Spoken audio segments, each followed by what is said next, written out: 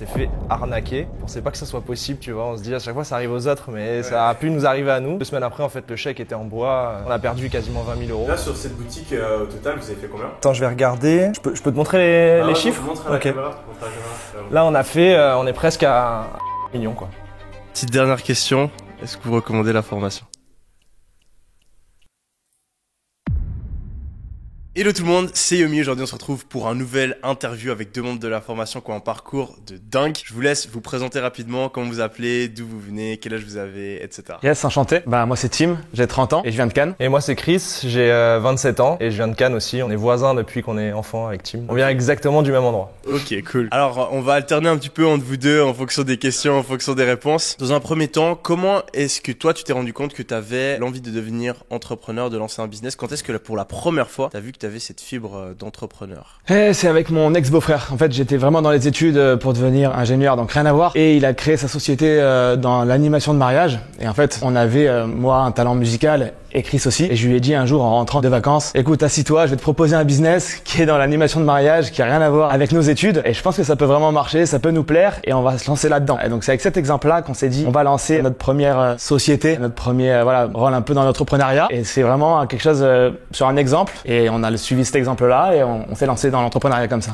Donc votre première expérience business, c'était ensemble directement? Ouais, direct. C'était même avant, parce que même avant de lancer notre boîte vraiment dans l'événementiel et d'en faire ça de notre vie, moi j'avais 15 ans, on a 3 ans d'écart avec Tim. Et on s'est dit, plutôt que faire un job d'été un peu classique, aller taffer à McDo, caissier ou j'en sais rien, on s'est dit, on est musicien, on est chanteur, bien on essaye de chanter dans les campings, dans les restos, on habite sur la Côte d'Azur, donc il y a pas mal de taf l'été là-dessus. Et on a commencé comme ça, on a sorti un gros tableau Excel vierge, on allait sur Google, on a tapé tous les noms des restos, tous les noms des campings, tous les noms des hôtels et on a commencé à démarcher tout le monde en fait. Alors qu'on sortait de nulle part, donc on faisait des prix, on était payé au couvert. Tu as que des trucs où quand tu commences, tu prends tout ce qui vient. Parfois on a joué gratuit, on faisait plein de trucs, on a joué dans la rue, on a fait plein de trucs. Et c'est à ce moment-là aussi on a vu qu'on pouvait être un peu chaud, tu vois, dans l'idée, on est parti de zéro là-dedans. Et vous avez quand même connu un petit peu de succès, en fait on arrivait à faire ça de notre job d'été, tu vois. Je sais pas, on gagnait 1500, 2000 par mois chacun, alors que j'avais 15 ans et on s'était fait prêter une sono, on avait nos vieux cahiers de partition, on n'avait pas de matos, on était en mode Et comment est-ce que vous avez fait pour être débrouillard déjà aussi jeune? Parce que je sais que pas mal de personnes n'auraient jamais osé faire ça. Qu'est-ce qui vous a motivé à essayer de vous démerder par vous-même? Déjà, il y a le fait que moi j'avais 3 ans de plus que lui et du coup j'étais en études et du coup j'étais même déjà un peu dans le commerce, j'avais cette fibre qui me plaisait et du coup j'avais aucune peur à démarcher des gens au téléphone et tout ça. Donc déjà j'avais cette confiance en moi qui me permettait d'appeler. Donc j'arrivais un peu à driver Chris au début là-dessus parce que du coup je mettais en application mes cours d'école directement, donc ça c'était cool. Je pense aussi de base une certaine confiance en soi l'un et l'autre qui nous a permis de se lancer un petit peu en disant pourquoi on n'y arriverait pas. On a essayé, c'était du kiff en même temps, on jouait dans des restos, on y mangeait et après là on passait nos journées à la plage. Donc vous avez fait ça plusieurs fois, plusieurs étés? Ouais, on a fait ça 2-3 ans okay. Avant de vraiment créer la boîte et de faire que ça de nos journées et de se dire là on essaie de créer un truc plus solide, plus grand, plus... Et vous vous souvenez de vos motivations à l'époque? C'était juste que vous avez fait ça un petit peu par hasard pour gagner un petit peu d'argent de côté? Est-ce que vous aviez déjà l'idée plus tard d'être entrepreneur? C'était quoi? Vous vouliez gagner plein d'argent? C'était quoi vos Non, pas forcément. Au début, tu sais, nous on a une éducation assez classique en mode fais tes études. Moi je fais une fac de droit. À la base je voulais devenir commissaire de police, donc vraiment rien à voir. Et en cours je me faisais un peu chier, tu vois. Je comprenais pas à quoi ça allait me servir plus tard. Fac de droit, plus j'avançais là-dedans, pareil, je me suis dit voilà. Et puis c'est vrai que je pense que en gros ce qui nous a déterminé là-dedans, c'était pas forcément les sous, mais c'était plus l'expérience commune. C'est-à-dire se dire on est deux, au lieu de juste jouer à la play, viens on va essayer de gagner des sous tous les deux. On fait un truc qui est cool, c'est faire de la musique, ça nous plaît déjà de base. Donc déjà de se produire devant des gens, c'était une manière de gagner de l'expérience là-dedans et de se dire on sait jamais, ça peut amener à des opportunités. Et surtout en même temps, au lieu d'avoir un été un peu chiant à travailler dans un truc à 8h, finir à 17 et tout, on s'est dit viens on va chanter dans des restos, dans des campings. Et donc du coup on allait à la piscine toute la journée. On prenait la Clio, on chargeait la Clio, on allait faire les restos et après les peu de sous qu'on avait gagnés, on allait un peu en boîte ou on regardait, voilà.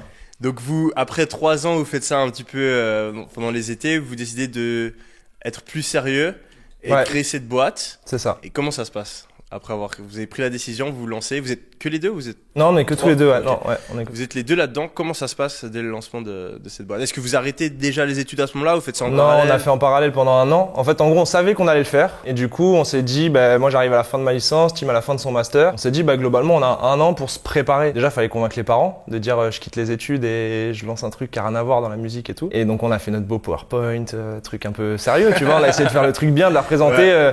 Vous m'avez payé des études, j'en suis reconnaissant. J'ai envie de vous expliquer pourquoi je fais ce choix-là. Je sais pas, juste un choix, parce que j'ai eu une idée hier soir et je le fais aujourd'hui, quoi.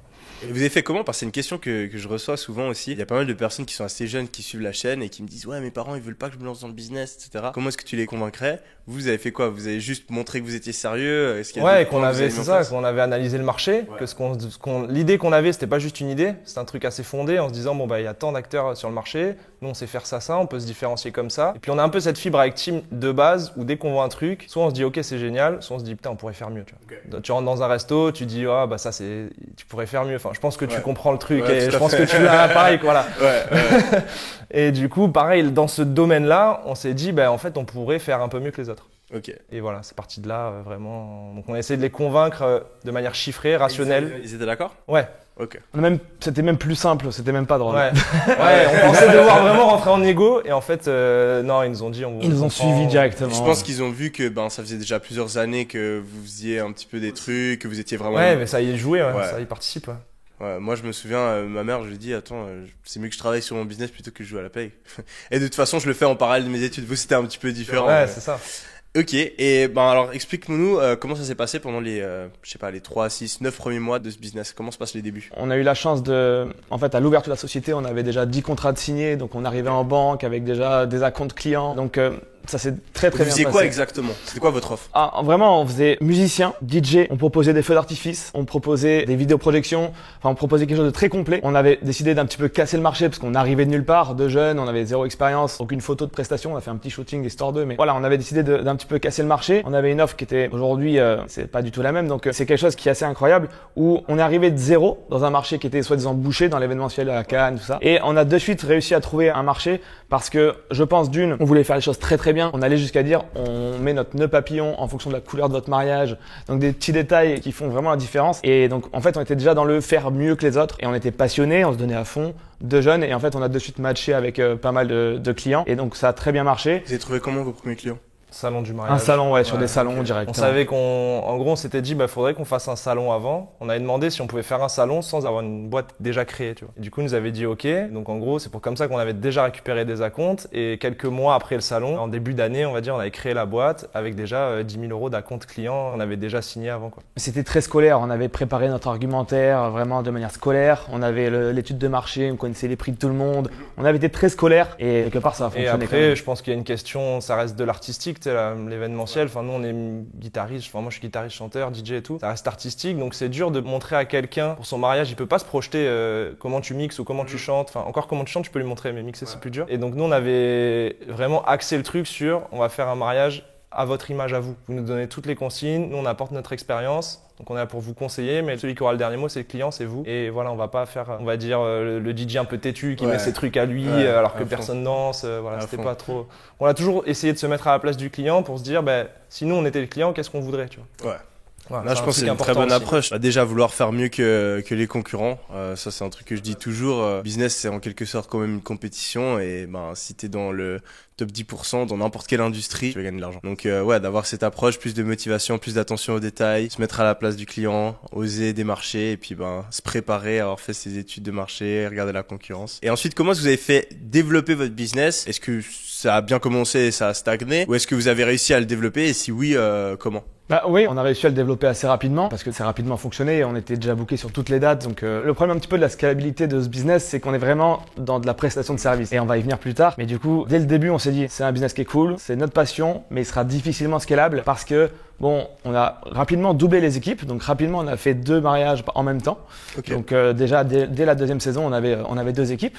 On a tout réinvesti. Donc c'est beaucoup de matériel. On a gagné la première année, on a réinvesti pour acheter un deuxième jeu de matos pour se dire l'année prochaine on fait 2 mariages en même temps au lieu d'en faire qu'un. Donc ça a permis d'avancer plus vite.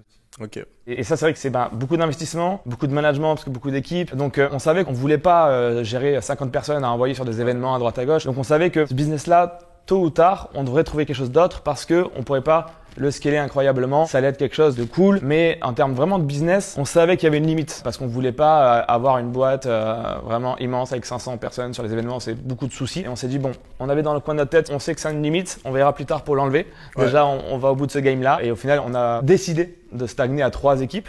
3-4 équipes parce que ça nous suffisait et par rapport aux soucis, aux investissements, le ratio était correct. Et vous générez combien du coup à l'apogée de ce business?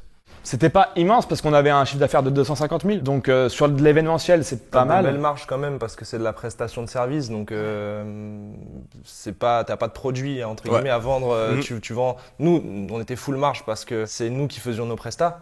Donc et nous, on est à la fois et musicien et DJ. Donc du coup, on faisait vraiment toute la presta en entier. On arrivait avec notre camion, on installait, on faisait tout le truc, on désinstallait. Vous avez quoi, 50% de marge environ, un truc comme ça? Bah même plus que ça, t'es quasiment à 100% là-dessus. Alors si t'enlèves un peu les investissements de pub, de salon du mariage et tout, mais on en faisait pas tant que ça de la pub parce qu'on était vite plein. Donc on pouvait pas faire trop de pub, ça servait à rien de se surbooker, on pouvait pas l'assumer. Ok, du coup ça marche bien et pourquoi est-ce que vous changez de business? Qu'est-ce qui se passe? Ça reprend ce que je dis juste avant, la scalabilité. La scalabilité, en fait, on s'est dit déjà, voilà, dans nos équipes, il y avait un DJ qui connaissait ta formation et qui nous en parlait de temps en temps pendant les prestations. Il nous disait voilà, j'ai lancé un shop et tout ça. Et donc, nous, ça nous semblait hyper loin parce qu'on était là avec notre guitare, on comprenait pas ce qu'il disait.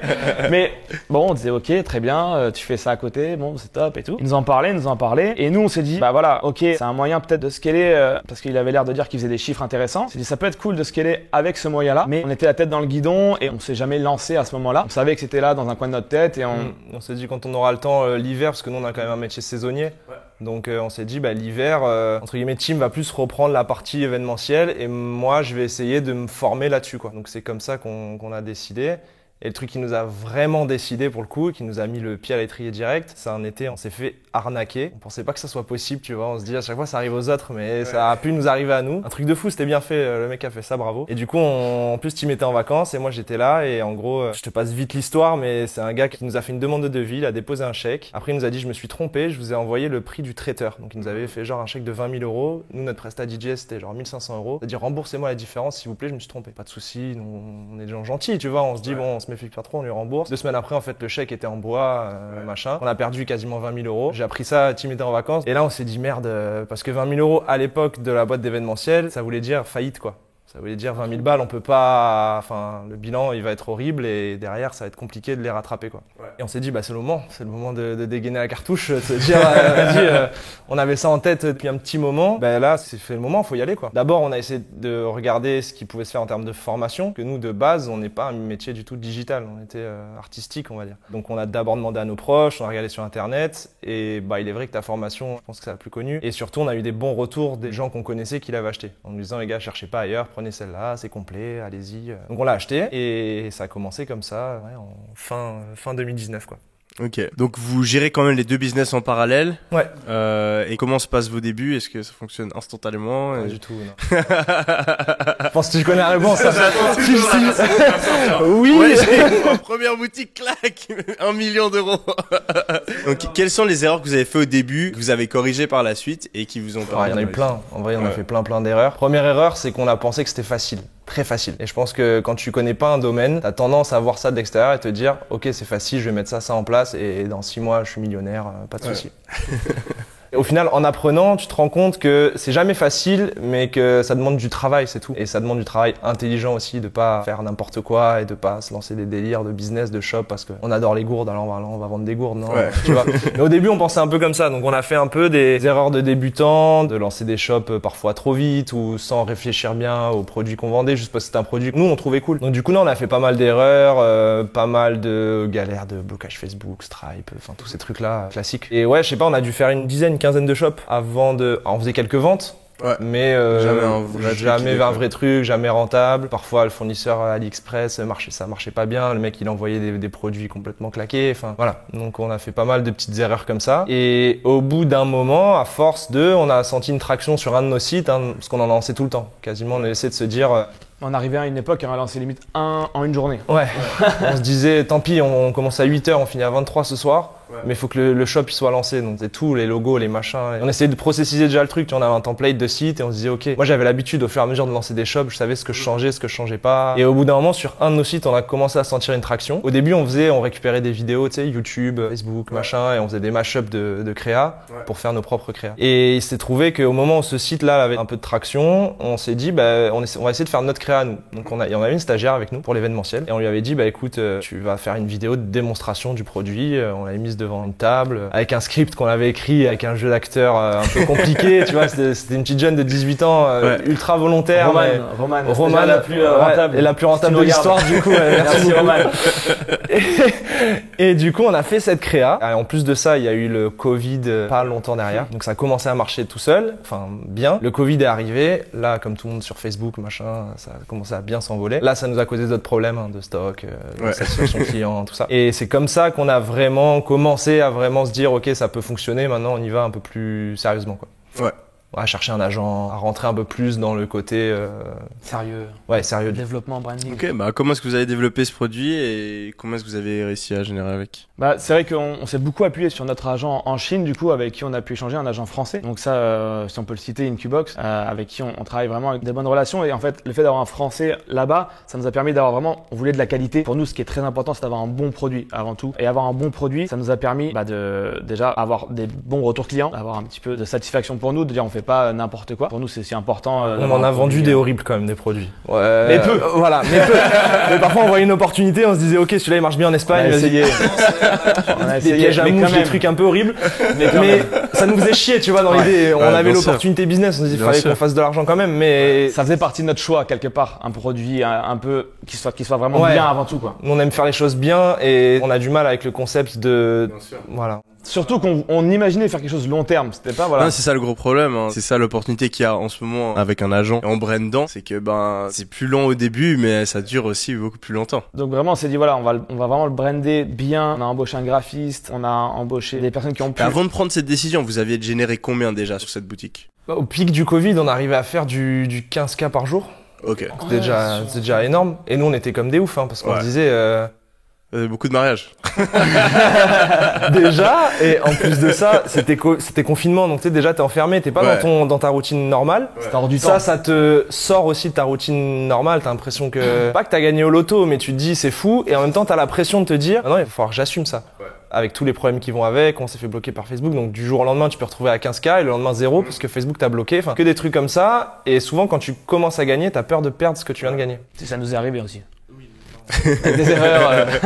Ouais, des erreurs. Ouais, enfin, on en a fait plein, mais ce qui est normal. Mais du coup, voilà, ça nous a. Vous avez quand même généré plusieurs dizaines de milliers d'euros et là vous dites, ok, on a un bon produit, on a une bonne offre. Ouais, c'est ça. On kiffe ce produit. Il faut vraiment qu'on passe au niveau supérieur. Vous mettez à faire du stock, travailler avec cet agent. Qu'est-ce que vous mettez en place? Vraiment, en fait, à la base, c'était un produit drop qu'on a vraiment totalement changé. C'est-à-dire qu'on s'est dit, ce produit, ok, il a fait un peu ses preuves et on va vraiment créer quelque chose qui a rien à voir. Donc on est vraiment parti un peu de zéro et on a vraiment tout choisi, que ce soit des couleurs, que ce soit de la forme, l'épaisseur, on a tout choisi du produit. Et donc ça a pris pas mal de temps parce que les allers-retours avec la Chine, le développement, se mettre d'accord, la qualité. Mais on avait la première boutique qui tournait, donc on n'était pas dans l'urgence. On s'est dit ok, on veut faire le pivot en branding, mais avec la première boutique qui tournait, en disant voilà, vraiment ça sera le prochain step, mais on n'avait pas le couteau sous la gorge en disant faut le faire vite. En fait, quand on a créé la marque qu'on a toujours maintenant, et c'est maintenant là-dessus qu'on... C'est cette marque que vous avez toujours maintenant ou c'est encore une autre? En fait, non, c'est la même marque qu'on a. En fait, on s'est inspiré de la boutique de Drop qui a vraiment le plus fonctionné, mais on n'avait pas forcément envie d'être dans ce domaine-là. Et il y a un domaine où on s'est dit, ok, dans ce domaine-là, on se voit aller plus loin. Pour deux choses, parce que ça nous plaît, mais surtout parce que c'est une niche qui est plus intéressante que les autres à long terme, où les gens vont dépenser plus d'argent forcément qu'un truc plus niché, plus petit. Donc on s'est dit, on va aller dans un truc très gros, essayer de se prendre une petite part d'un très très gros gâteau, que essayer de manger une plus grosse part d'un truc très niché, très pointu. Voilà. Ok, donc cette première année, combien est-ce que vous générez environ? Environ 1 million. Ouais, 1 million, ouais. Donc déjà fou, hein. Franchement déjà fou, même quand j'y repense, je trouve ça fou, tu vois. Je me dis de où on part, on n'y connaissait rien. Et ça change quoi dans votre vie à ce moment-là? Est-ce que ça change quelque chose d'un point de vue matériel? Est-ce que vous changez un peu votre mode de vie ou pas du tout? Et est-ce que vous changez peut-être aussi votre état d'esprit à ce moment-là? Quel changement s'opère? En vrai, à ce moment-là, pas grand-chose parce qu'il y avait le Covid. Covid, tout était fermé. Donc Mais par contre, du coup, ça nous a évité déjà la faillite de notre première boîte. Parce que du Covid, on avait 0 contrat, on a dû rembourser tous les clients. Enfin, donc déjà, on s'est senti chanceux d'avoir ça qui se croise, en fait. Un qui chute complet et un qui monte à l'inverse. On s'est senti chanceux en mode un peu sauvé, parce que sinon, pareil, on aurait dû faire faillite, tu vois. Donc à chaque fois qu'on y arrive, c'est quand on est à 2 doigts de faire faillite, quoi. et ça, en termes de mindset, ouais. Enfin, je parle personnellement, parce que le mindset, c'est quand même personnel. Je me suis senti boosté. Tu sais, en mode, je me pensais pas capable d'atteindre des grandes choses. J'ai pas forcément envie de demain d'avoir un yacht ou un truc, tu sais, de vraiment être le plus riche du monde. C'est pas forcément un truc qui m'intéresse. Mais j'imaginais pas possible qu'on puisse aller aussi loin, si jeunes, tous les deux, toujours qu'à deux, quoi. Enfin, on était toujours tous les deux, on avait voilà, on avait pris des freelances, des trucs et tout. Et non, ça c'était fou. Et matériellement, ça a changé pas de suite parce que pareil, on a eu cette même logique au début. On s'est dit on va réinvestir. On s'est dit nous, on a une vision long terme. Je pense que ça a un bon truc à avoir. Il faut se faire plaisir, il faut kiffer quand même, voilà. Donc on s'est fait kiffer plus tard, un peu plus tard. Vous avez fait quoi? Donc moi je me suis acheté un Range. C'était cool. C'était cool. Et votre famille, à ce moment-là, vous leur en parlez tout de suite? Qu'est-ce qu'ils en pensent, vos potes? Ouais, bah tout le monde est content en vrai. Ouais. On a un entourage assez soudé. Après, au début, on était à part vraiment avec notre famille proche, mais avec nos potes et tout, on avait un peu pas de gêne, mais on était un petit peu d'un coup dire on fait 15 000 sur la journée ou des choses comme ça, avec une personne qui va peut-être travailler très dur pour 1 500 ou quoi. Il y a un petit décalage qui s'est créé le temps de dire ok, il va falloir qu'on amène ça vraiment du mieux, parce que pour nous, ça a été très important de partager cette réussite en fait. Parce que nous, en fait, pareil, c'est pour ça qu'on s'est associés dès le début, parce que ce qu'on aime, c'est ce côté partage, ce côté tout seul dans un bureau faire des millions, ça nous amuse pas tant que ça. Mais par contre, partager ensemble l'histoire, ça nous fait vraiment kiffer. Et le partager avec nos potes, c'est aussi un truc qui nous fait kiffer. Du coup, on a réfléchi à comment les intégrer à notre réussite pour qu'on soit pas juste là, nous, à gagner des sous et eux à être en décalage. Non, on voyait pas vraiment notre réussite comme ça. Et donc, du coup, on en a parlé très rapidement parce que moi, c'était notre plaisir, voilà.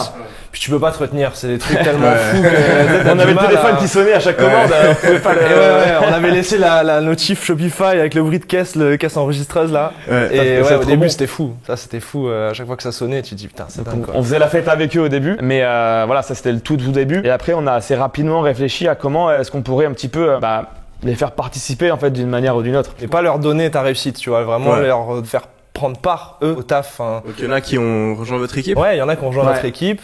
Pour te dire, même ma mère maintenant qui travaille avec nous, même mes parents, en gros. C'est dingue. Bah, c'est magnifique de pouvoir aider les gens comme ça. Ouais. C'est mieux que, entre guillemets, de gagner des sous et de les arroser avec tes sous ou un truc. Non, de la faire participer. Parce que eux, ils jouent un rôle. Et puis surtout, bah, du coup, tu partages le truc encore plus de gens. Donc, quand toi, tu gagnes, eux, ils gagnent, tout le monde gagne. Et quand tout le monde perd, bah, tout le monde perd aussi. Mais je veux dire, t'es pareil, t'es pas tout seul non plus. Ouais. C'est ça je trouve qui est important. Non, je vous rejoins complètement. Moi, tous mes meilleurs potes travaillent avec moi, mon frère travaille avec moi, mon père. Donc ouais, à fond. Je comprends tout à fait cette kiffer, je sais pas si toi ça te fait kiffer autant que nous, mais c'est une des plus grandes fiertés limite, plus que les sous au final, tu vois. Grâce à nous, ils ont une meilleure vie et grâce à eux, on a une meilleure vie aussi. Enfin, c'est beau. Ouais. D'un point de vue technique, qu'est-ce que vous pensez que vous avez fait juste et qui vous a permis d'avoir un aussi gros succès aussi rapidement, que ce soit d'un point de vue marketing, d'un point de vue publicitaire, création du site? Qu'est-ce que vous avez mis en place qui vous a vraiment démarqué de la concurrence? Déjà, alors plus global, je vais rentrer dans les détails un peu plus techniques et des plus petits tips. Déjà, première chose, on entend souvent parler de Pareto, tu sais, en mode c'est une légende Pareto. Je pense que si vraiment tu t'y tiens et que tu essayes de réfléchir fort, à quel levier tu peux tirer dessus, t'accrocher dessus et te dire tant pis, je vais mettre tous mes efforts que sur ça, et que t'es persuadé que c'est ça qui peut faire changer le business ou faire changer ton chiffre d'affaires et tout ça, déjà go, tu vois, faut y aller dans ce sens-là. Donc déjà, le premier truc qu'on essaye de faire, c'est de passer par pied.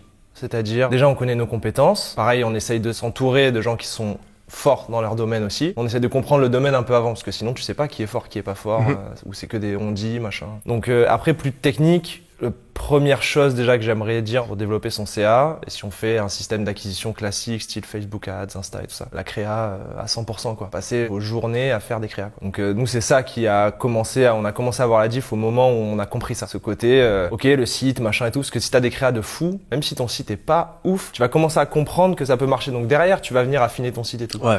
T'en as plein qui font l'erreur de faire un site exceptionnel, mais au final en créa y a rien et t'amènes personne sur ton site et c'est dommage, tu vois, d'avoir fait un si beau taf. Pour ceux qui comprennent pas, la créa créa, c'est le contenu publicitaire, donc la vidéo ou la photo que vous allez utiliser pour mettre en avant votre produit. Et je te rejoins à 2000%. Ça me fait même plaisir que tu le dises. Surtout aujourd'hui, c'est un truc, ça te coûte rien. Soit tu le fais avec tes potes, soit toi-même. C'est juste, tu te prends la tête, tu prends ton téléphone, tu filmes, tu réfléchis. Comment est-ce que je fais mon accroche? Comment est-ce que je fais mon machin? Et ça te coûte rien. Et c'est ça qui va faire ta réussite. Au lieu de dépenser des milliers d'euros en publicité avec une créative pourrie, quoi. On a fait les deux. On a fait les deux. Parfois, on a pris des agences.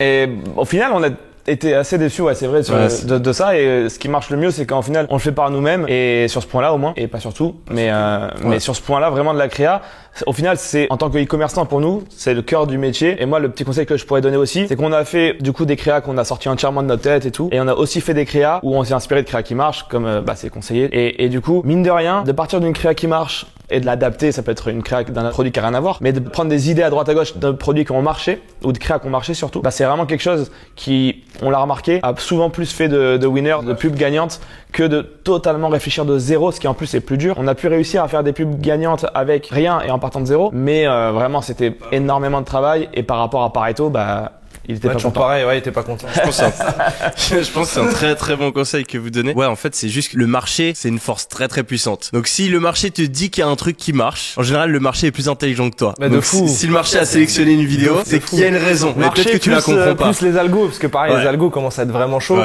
Et tu te rends compte que faut copier un peu les formats, tu vois. Toujours adapter et toujours pareil, se dire, je vais essayer de faire mieux. Exact. Parce que parfois, t'as des créas qui marchent où tu te dis, il y a ça et ça qui sont pas fous, tu vois, dans la créa, viens, on fait mieux. Et ouais, à partir de là, ça fait vraiment une grosse diff. Enfin, en vrai, c'est limite le seul conseil que j'ai envie de donner, mais c'est, si tu te concentres sur la créa et que t'en fais plein et que t'écris des scripts et machin. Je pensais pas qu'au début, faire du e-commerce, ça reviendrait au fait d'écrire des scripts, de trouver des actrices, des machins ou des potes ou de le faire nous, et après de faire des créas, quoi. Après, ça, c'est le e-commerce d'aujourd'hui. Je pense qu'il y a 10 ans, c'était pas la même. Mais de base, je suis pas sûr que tu vois que des gens qui commencent ta formation ou quoi, soient conscients qu'ils vont plus limite faire de la vidéo ou de la photo ou machin. Que du site. Voilà. Et t'en as plein qui sont passionnés de faire des beaux sites. Les gars, prenez des sites classiques, tranquilles, et choisissez un bon produit et surtout faites des belles créas, c'est important. À fond. Non, je pense que c'est deux très bons conseils. Est-ce que tu en aurais peut-être un supplémentaire à donner? Moi, dans le conseil après, dans notre réussite, ça a vraiment été le choix de s'entourer. C'est-à-dire que juste à deux, on a pu faire des beaux scores et c'est très très bien. Mais dans la façon de comment on s'est entouré, on a des gens qui sont partis au même niveau que nous et qui se sont entre guillemets mal entourés. Et en fait, dans la façon de comment on s'entoure, comment est-ce que tu fais pour bien t'entourer alors, on joue pas mal sur la recommandation. Donc, passer de reco en reco, c'est quelque chose qui marche bien plutôt que d'arriver nulle part. Voilà, la reco, c'est important. Ensuite, on a quand même, au début, on met en place la confiance, on la valide et après, on travaille sur du long terme. C'est-à-dire que on essaye de confier une petite mission dans un premier temps. Et ensuite, après cette première mission validée, on va plus loin et une fois qu'il y a la confiance, on peut travailler en confiance. Mais voilà, et ça, c'est vrai qu'on a eu les deux. On a eu des très bons partenaires avec qui on a eu la confiance dès le début et on a pu travailler sur du long terme. Et on a eu des partenaires qu'on a mal choisis et qu'on a vu que ça s'était mal passé et qu'on a vite écarté, qui nous a permis d'aller plus loin. Parce que si on s'était lié sur le long terme avec eux, qu'on n'aurait pas su arrêter la relation, on aurait eu un verre pourri dans la pomme et on se serait au bout d'un moment peut-être écroulé ou gagné beaucoup moins d'argent, c'est sûr. Donc voilà, ce fait de savoir bien s'entourer, c'est quelque chose qui est très important. Et donc le conseil, c'est de commencer petit, tester, valider et ensuite continuer, mais voilà, ne pas partir sur du long terme avec des prestataires qui sont pas forcément ou des partenaires qui sont pas forcément de bons conseils. Votre produit, comment est-ce que vous l'avez trouvé? Comment est-ce que vous avez su que c'était un produit qui valait la peine de tester, qui avait du potentiel? Alors déjà, comment je l'ai trouvé? C'est moi qui l'ai trouvé. C'était à l'époque sur Ecom Hunt. Voilà. Donc Ecom Hunt, merci. Je pensais pas un jour qu'on trouverait, tu vois, parce que pareil, ces sites-là, au bout d'un moment, tu te dis tout le monde va faire les mêmes en fait de produits. Et donc ce produit-là, on l'a sélectionné parce qu'on s'est dit déjà, il s'inscrit dans une tendance actuelle. Tu vois, en termes de marché, tu comprends qu'il y a des choses qui peuvent mieux marcher que d'autres. De base, que tu regardes autour de toi et tu regardes ce que vendent les magasins ou dans quelle tendance on s'oriente, tu vois, en termes de société. Il y avait un petit effet waouh quand même. Surtout, on l'a choisi parce qu'on s'est dit, c'est esthétique, c'est utile, la cible est très très large. Donc c'est-à-dire que tout le monde peut l'utiliser, quasiment le produit. Et donc on va aller plus loin là-dedans en essayant de l'améliorer. En gros, on est parti du produit drop comme ça. Quand tu dis améliorer, vous avez amélioré le fonctionnement, le design, tout. Ok. tout. Quand on a monté la marque derrière, on a fait Ouais. de drop classique. Déjà en drop, on l'avait brandé pour sortir un peu de la concurrence, donc on avait changé les couleurs, on a changé le packaging, des trucs assez classiques, parce qu'on voulait pas trop, entre guillemets, vendre un truc que tout le monde peut vendre, Ouais. voilà, se différencier un peu. Et après, quand on s'est dit, ok, maintenant on connaît ce marché-là, on sait qu'on a réussi avec ce produit-là en drop. Déjà, est-ce qu'il y a des inspirations de marques dans d'autres pays qui ont réussi à avoir avec un produit dans le même style, différent, tu vois, mais dans la même niche, dans le même truc, a bien marché. On a vu qu'il y avait une marque US qui marchait bien avec le même type de produit, beaucoup mieux que nous à l'époque en dropshipping. Et pareil, on s'est un peu inspiré de cette marque-là déjà, et on s'est dit comment on peut faire mieux encore plus, quoi. On voit les mêmes principes qui ressortent, mais c'est bien, Voilà, ça montre mais que ouais, c'est vous avez une malheureusement. philosophie et vous la Oh. suivez. Et c'est là qu'on voit que vous n'êtes pas en train de dire ça juste pour dire un truc qui sonne bien à la caméra, mais que c'est vraiment quelque chose que vous faites et que vous vivez. Et on continue de le faire encore maintenant, tu vois, pour Et- les ads, les formats et tout, on continue à se dire, il y a des gars qui se creusent la tête, des agences de pub, de fous, de machin. Mais tant mieux, ils se creusent la tête pour nous, on y va, tu vois. Ils font les testings pour nous, s'il faut, il y a 9/10 de leurs vidéos qui marchent pas, et nous, on n'a pas dépensé ni de temps ni d'argent pour essayer de faire ces formats-là, quoi. À fond, Voilà. à fond. Comment est-ce que vous faites pour vous partager le travail entre vous deux et qui fait quoi? Bah, c'est assez cool parce qu'on n'a pas les mêmes compétences et pas les mêmes choses qu'on aime faire. Donc ça a été assez naturel. J'ai géré tout seul l'ancienne activité et Chris, du coup, a se former tout seul au début. Lui, du coup, il suivait ta formation à fond. Donc il me disait, tiens, regarde ça peut être vraiment cool pour toi. Et moi, je regarde le reste. Donc c'était vraiment lui qui était leader. Et puis, de fil en aiguille, quand ça a pris de la place dans la société, bon, bah, j'ai dû regarder toute ta formation, du coup. et puis ensuite, Je l'avais déjà fait regarder le mindset avant. Tu sais, pour qu'il n'y ait pas de décalage, parce que je trouve quand même que le début de la formation, mindset et tout, pour te dire, je l'ai fait regarder à beaucoup de gens de mon entourage, même qui n'ont rien à voir, juste même s'ils n'ont pas envie d'ouvrir de business ni rien. Je trouve qu'il y a énormément de valeur. Je te déteste un peu pour la douche froide. Enfin voilà, on se l'est prise en hiver, À 15h, en hiver au bureau, on s'est dit tiens, faut qu'on parte d'ici, qu'on aille se doucher. c'est Bon, pas drôle. voilà. Mais au final, je te remercie quand même. Du coup, au départ, c'est moi qui gérais un peu tout, si je puis dire, voilà le début. Et après, ça s'est fait naturellement. Tim va plus gérer tout ce qui est partie stock, influence marketing aussi. Développement donc des produits avec nos partenaires en Chine, la gestion des stocks, la gestion des partenariats, des briefs et des influx, la gestion de l'écriture des scripts pour les pubs, ça on fait toujours ensemble et tout ça. Donc voilà, ça c'est plus ma partie et puis toi toute la partie digitale. Ouais, moi je suis plus digital, donc c'est-à-dire que plus partie site internet, montage d'ads, media buying, on le fait nous-mêmes aussi, pareil, on n'a pas d'agence, on fait tout in-house. On est déjà passé par des agences, là on a repris nous. Je pense qu'un jour on repassera chez une agence, mais c'est un truc qui me plaît déjà. Je trouve qu'il y a plein de choses à apprendre et en plus de ça, on connaît notre marché, tu vois. Donc, j'ai la vision depuis 2 ans d'expérience sur du media buying sur notre marque, tu vois. Et après, je m'occupe aussi un petit peu de tout ce qui est marketing en sens global, tu vois. Souvent des idées d'offres, à se dire ce mois-ci là, on va essayer de tester telle offre. Je pense que voilà. Après moi j'aime bien aussi écouter des podcasts, lire des livres, business ou pas business, hein, mais donc du coup souvent pareil, je trouve des petites idées, des petits trucs qu'on arrive à réadapter. Et je vais voir Tim, je dis tiens, j'ai écouté ça sur tel podcast, ça pourrait être cool. Et on essaye et on se tempère tous les deux. Au total, vous avez généré combien de chiffre d'affaires et combien de marge? On a fait 4 millions de CA au total avec 30% de marge en un peu plus de 2 ans. Très très propre. Et que j'ai envie de te dire que c'est que C'est que le début. c'est que le début, ouais. C'est genre là on est en train se de revoit parler, dans un an. le chiffre il monte, tu vois, donc là c'est cool. Ah, Ok, c'est cool. c'est quoi votre conseil pour voilà quelqu'un qui est motivé, qui veut se lancer aujourd'hui, qui vous regarde, qui se dit putain j'aimerais trop être à leur place. Qu'est-ce que vous lui dites? Un conseil, c'est compliqué. Nous, ce qui nous a vraiment servi, c'est de croire en nous. Donc, c'est de croire en soi-même. Ça, c'est ultra important pour accepter les échecs. Parce que, nous, comme on a dit, on a lancé 15 sites où on s'est trompé. Et le 16e, ça a été le winner. Donc, on a eu 15 fois l'occasion de dire, on arrête, finalement, c'est bullshit, c'est nul. Et puis, en fait, c'est pas pour nous. 15 fois, on se dit, ok, on fait un 16e, c'est bon, on continue. Donc, ça, c'est, si on croit pas en nous, c'est foutu. Donc, ça, c'est pour nous ce qui nous a, entre guillemets, sauvé. Après, ce qui nous a aussi sauvé, c'est de continuer à se former en permanence. On n'est jamais arrivé. Du coup, les mises à jour de la formation sont importantes. Et nous, il y a plein de moments sur des points vraiment précis. On n'a pas hésité à faire appel à du coaching, à faire appel à des experts sur des points pour qu'on puisse avancer. Parce qu'en fait, des fois, en un call, il y a fait 4 mois de travail derrière. Donc, c'est vrai que ça permet de faire appel à des experts ou à des gens qui ont de l'expérience. Ça nous a fait vachement avancer dans tous nos business au final. Et moi je dirais aussi quand tu pars de zéro, c'est dur d'avoir la confiance aussi. Ça dépend de ton histoire de vie, ça dépend de plein de choses. Je pense déjà qu'il faut pas confondre être résilient et être obstiné dans un truc. Ouais. J'en vois beaucoup qui sont obstinés et qui sont à fond dans le truc. Ok, ça marche pas, mais je continue. Mais en fait, tu changes pas ce que tu fais. Donc, tu continues à sans changer les choses. Forcément, tu vas reproduire souvent les mêmes résultats, à moins que tu aies un coup de chance et tant mieux pour toi. Donc, je pense déjà, c'est de travailler intelligemment. Déjà, de prendre un peu de recul et se dire, ok, je vais me concentrer sur tel truc. Je vais aller au bout de cette idée-là. Je vais changer tout ce que je peux changer dedans, tout ce que je peux tester. Et après, je vais passer à l'idée d'après, tu vois. Pas se disperser. On connaît des gens, tu vois, qui ont l'habitude de se disperser. Donc, c'est-à-dire que un jour, ils vont entendre le drop. Le lendemain, ils vont entendre la crypto. Le lendemain, ils vont entendre le ci. Et en fait, ils se dispersent, tu vois. Mets-toi dans un truc, fais-le à fond. Essaye de vraiment savoir faire les choses pour après, soit en faire autre chose, base, soit changer, mais changer une fois que t'as vraiment fait un peu le tour, tu vois, ou tu t'es rendu compte que ça te plaisait pas du tout, et dans ce cas-là, pareil, je pense qu'il faut que ça te plaise un minimum aussi pour réussir. Faut se dire quand même que derrière tu vas passer tes journées à faire ça, donc il faut que ça te plaise, quoi. Voilà. Et je pense, ouais, vraiment éviter de tout le temps changer d'avis. Vraiment, ça c'est un truc important. Focus, quoi. Surtout maintenant, tu vois, je veux dire sur YouTube, sur machin, dès que tu lances une vidéo, t'as des tonnes de formateurs, des tonnes de domaines différents. Déjà, jouer sur ses forces, pas essayer d'apprendre un truc qui est à 10 km de ce que tu sais déjà faire. Ça peut être une perte de temps au final. Ouais. Et une fois que, imaginons que t'aies pas trop de force précise et que tu te dis, bon, moi je peux faire n'importe quoi, choisir le truc qui potentiellement te plaît le plus et surtout derrière te dire, bah vas-y, je vais y aller, quoi. Être constant aussi dans l'effort. Pas se surmener pour après burn-out. T'as quand même une vie, profites-en un minimum, tu vois. Ouais. Je dis, faire des choix intelligents, toujours pareil, pas cramer son argent, enfin faire des trucs bien. Et après de savoir aussi faire appel à des gens quand t'as des problèmes, t'as des experts dans des domaines, autant les consulter, quoi. À fond. C'est quoi vos objectifs aujourd'hui? Horizon 6 mois, c'est de faire 1 million par mois. Donc ça, c'est sur le marché français uniquement. Ouais. Donc ça, c'est déjà cool. C'est un objectif qui nous tient à cœur et on espère dans 6 mois max. Ouais, max, ouais, on est persuadé. En fait, on est en pleine phase de recrutement. C'est la première fois qu'on est en si grosse phase de recrutement. Grâce à ce recrutement-là, du coup, l'objectif est vraiment faisable dans un horizon de 6 mois, quoi. Et là, vous êtes à combien environ? La croissance va passer de quoi à quoi? Bah, à l'heure où on se parle, par mois, on est à entre 300 et 400. Ouais. Donc bon, bah, c'est 1000. un peu plus de... Ouais, pardon.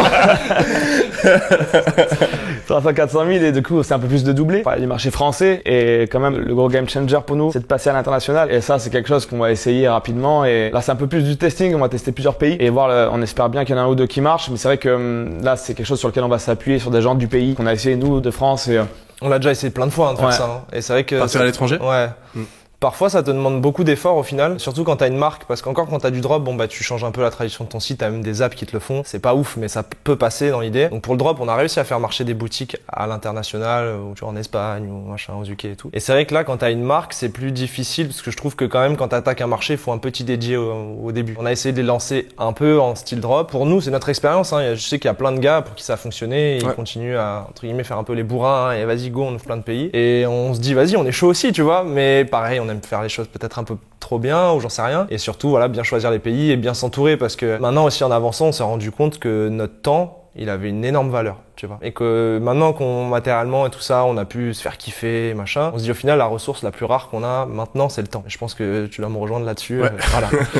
Et du coup, on se dit bah ok, notre temps il vaut cher. Ce qu'on sait faire, tu vois, il y a certaines choses qui valent cher aussi. Donc il faut qu'on le passe vraiment dans les domaines les plus importants, quoi. Et donc du coup, c'est vrai qu'ouvrir un pays, bah ça te demande pas mal de taf.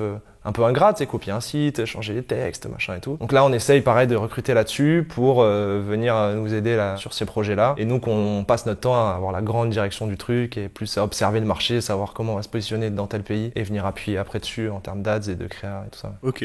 Stylé. Franchement, bravo. Incroyable. Petite dernière question. Est-ce que vous recommandez la formation? Ah bah de fou. Carrément. Allez-y. Carrément, on la achetez, recommande déjà à nos amis et à nos familles. Donc on peut le faire en fou. version YouTube. Achetez-la. Ouais, achetez-la et c'est un investissement. Donc c'est-à-dire que c'est pas une dépense, c'est un investissement. Et après ça devient une dépense si vous en faites quelque chose de pas bien après, si vous l'utilisez pas. Et investir en vous, c'est la meilleure chose à faire. Donc Ouais, de fou. faites-le. À fond. Bah, merci beaucoup d'être venu. C'était un grand plaisir. Je pense que ça a motivé beaucoup de monde. Et je vous On souhaite... espère. C'est le but en tout cas. Et sachez que nous on était DJ, on partait de rien, de zéro. On ne savait pas ce que c'était un compte publicitaire, on savait rien, Ouais. tu vois. Et on se dit on en arrive là. Et on se dit encore là aujourd'hui, c'est le début, tu vois. Et comme toi, je sais que t'arrives à un niveau exceptionnel. Et je pense que tu dois te dire, mais j'ai encore plein de trucs à découvrir et à aller plus loin, et voilà. Donc allez-y, lancez-vous. Et la formation est vraiment très très quali. Donc allez-y. Et on profite pas d'être- du bullshit. On profite d'être là pour dire merci Yomi Ouais, merci vraiment pour cette de formation. fou. Du coup, voilà. Avec grand Ça me plaisir, tenait à les cœur gars. de pouvoir te remercier, tu vois. Ouais, Ouais. c'est vraiment cool. Merci beaucoup, les gars. Voilà. Je vous souhaite vraiment le meilleur, d'atteindre ce million par mois d'ici 6 mois. Yes. On te tiendra au courant. On se refait un interview dans 1-2 ans, voir où vous en êtes. Carrément. Avec plaisir. Avec Merci, plaisir. les gars. À Avec grand bientôt. plaisir. C'était Yomi.